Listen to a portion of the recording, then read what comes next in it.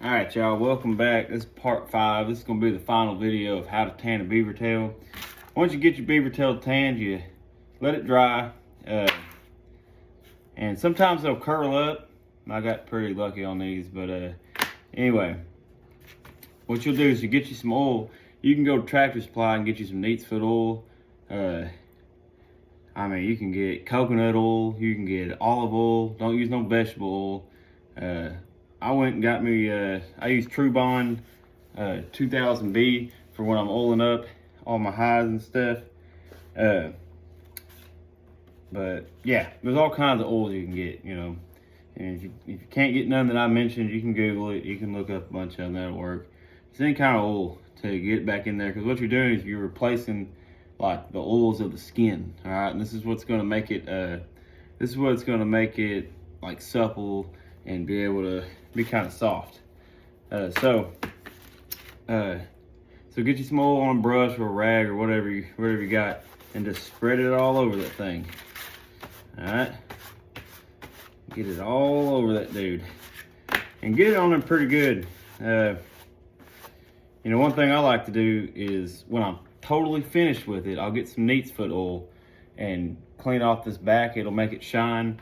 Another thing you can do is you can get a leather dye and of any color you want, and you can actually dye this back right here to whatever color, because over time this natural color here will kind of lose its natural color, so you're able to dye it. Anyway, you'll get it brushed on, get you some oil on there. You might do this 1 or 2 times, you know, just depending on how thick of a beaver tail that you actually have. Whenever you get that done, what you want to do is get something. I got a good little stack here, but get something. I got a board, and put it over the top of it, and put something heavy on it. All right.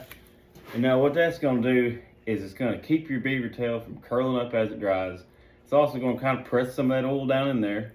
And you know, after several hours, let it be like, you know, overnight, you know, while you're at work or school or whatever you're doing.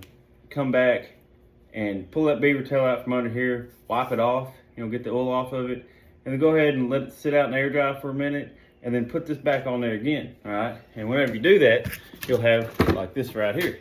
Now this has been tanned. This here's been oiled, all right, and it's just been having this set on top of it. And now what you want to start doing is start working it back and forth, and you can see how that will turn white like that right there.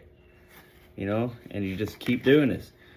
You just keep working this beaver tail. You want to be careful on these back parts, because if you turn it in like this and start working it, you'll start kind of crinkling those up. So you kind of just want to keep it bending like this.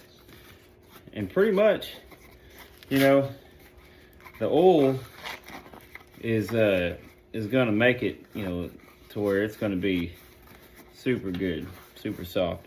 This is a part you might want to oil up a couple times, because I mean it'll just dry and crack on you. But as you can see here, this stuff is good. And so, you know, once you clean off this back, wash it off, clean it off however you want to. As I said before, neat's foot oil is good. You got your beaver tail. Check that out. This one's pretty much dry. It's saturated with oil. I'm sure it'll dry just a little bit more. And as it does dry, I'll just keep kind of working it with my hands.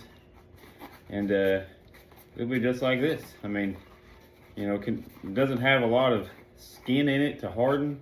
And it's all oiled up and tanned. So check it out. Beaver tail.